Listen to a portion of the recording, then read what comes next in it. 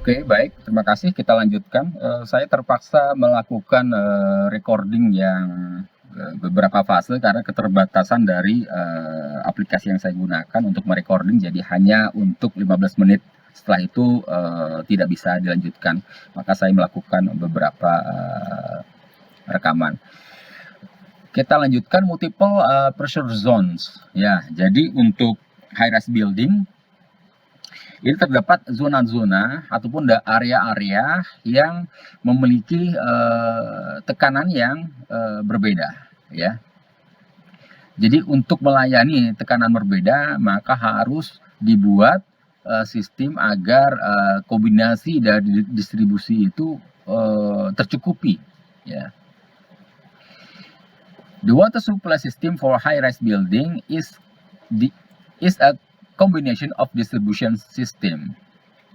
Jadi figur gambar di bawah, figur 3.5 show an 83 story high-rise building with several water distribution system are installed. Jadi ada di sini disebut gambar 3.5, ya. Di sini disebut ada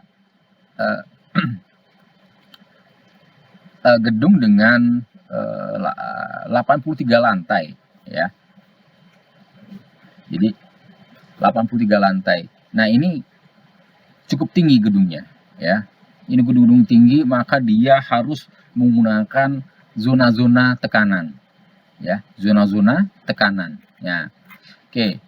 Maka dia harus ada disebut multiple pressure zone, ya.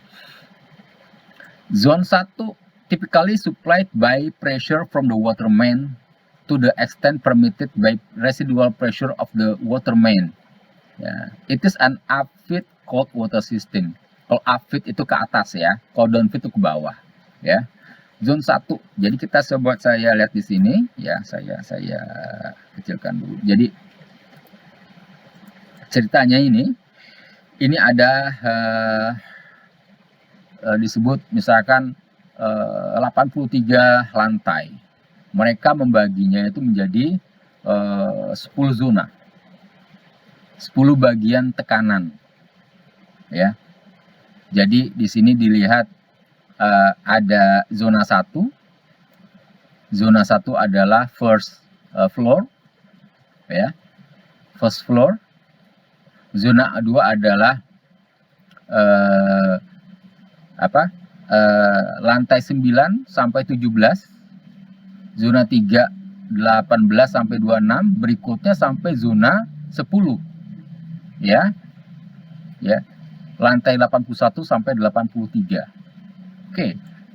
Kita coba lihat gambar di sini. Mungkin saya agak zoom. Kita lihat di sini. Di sini ada public water main, ya. Public water main ini kalau di Jakarta itu adalah dari PDAM, ya. PDAM di Jakarta sudah tidak diizinkan lagi untuk mengambil air dari sumuran, ya, karena terkait sudah tingginya muka air laut, ya, sehingga harus diwajibkan memakai air dari PDAM, ya. Public water main, jadi sumber dari air PDAM masuk ke dalam water meter. Ini meteran pump, ya. Ada main shut off valve, ini untuk jika terdapat tekanan berlebih, ya. Di sini dia memakai pompa, ya. Kita lihat ini sini ada lambang pompa, hose pump, ya. Pompa kita lihat garisnya ke atas, ya. Dia masuk ke dalam zona 2. Zona 2 sampai 5, ya. Dengan memakai gravity tank. Jadi tangkinya nanti ada 2. Satu di tengah-tengah, satu lagi di atas, di rooftop, gitu. Nah, ini dia melayani secara gravitasi, ya. Lihat di sini pipingnya, ya, pipingnya ke bawah. Ini setelah diisi di tangkinya, pipingnya ke bawah untuk melayani apa? Melayani zona 5 ya, sampai zona 2 ya, zona 2 sampai zona 5. Dia dilayani oleh tangki yang di tengah. Oke. Tangki di tengah. Jadi kayak estafet seperti itu. Seperti estafet, pendistribusian air ke tangkinya secara estafet. Nah, dari zona 2 sampai di sini ya, dia akan dipompakan lagi sampai ke tangki paling atas. Ya, sampai di atas penthouse roof. Sehingga dia melayani apa? Zona 6 sampai zona 9. Ya. Zona 6 sampai zona 9. Nah, seperti itu. Jadi dia akan diturunkan, di-deliver airnya sampai 6 sampai 9. Seperti itu. Dia memakai gravity tank. Ya. Nah, kita lihat di sini di atas. Ada tankless pumping system. Kalau yang ini dengan gravity system. Ya. Di sini dia baru memakai tankless pumping system. Artinya apa? Artinya dia memakai apa? Pompa untuk melayani kebutuhan di zona 10. Ya, di sini disebutkan tankless pumping system untuk zone 10. Kenapa seperti itu? Ya, karena zona 10 jika dilayani oleh tangki yang paling atas, dia tidak mendapatkan tekanan yang cukup, gitu. Paham ya? Jadi misal kita anggap bahwa 83 lantai, kita anggap ya, ini adalah setinggi 83 meter. Oke, 83 meter. Maka air yang berada di tangki paling atas memiliki tekanan berapa? Memiliki tekanan setinggi 83 meter tekanannya. Ya, jadi air sama seperti ketika Anda menjatuhkan benda, ya. Misalkan Anda naik ke atas rumah, misalkan rumah Anda tingginya 5 meter, naik ke atas rumah 5 meter, dan Anda membuang sebuah benda dari ketinggian 5 meter, maka gravitasinya adalah setinggi 5 meter.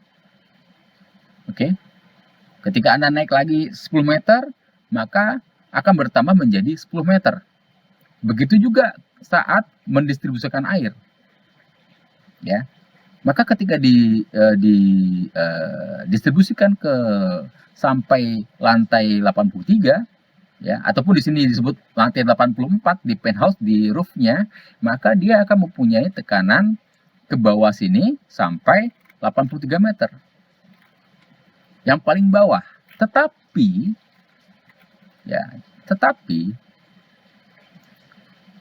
di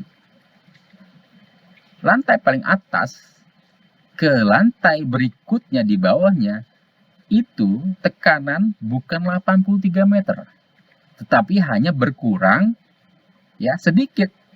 Misalkan di sini roofnya adalah 1 meter, di sini kita anggap adalah lantai 84 adalah 84 di ketinggian 84 meter.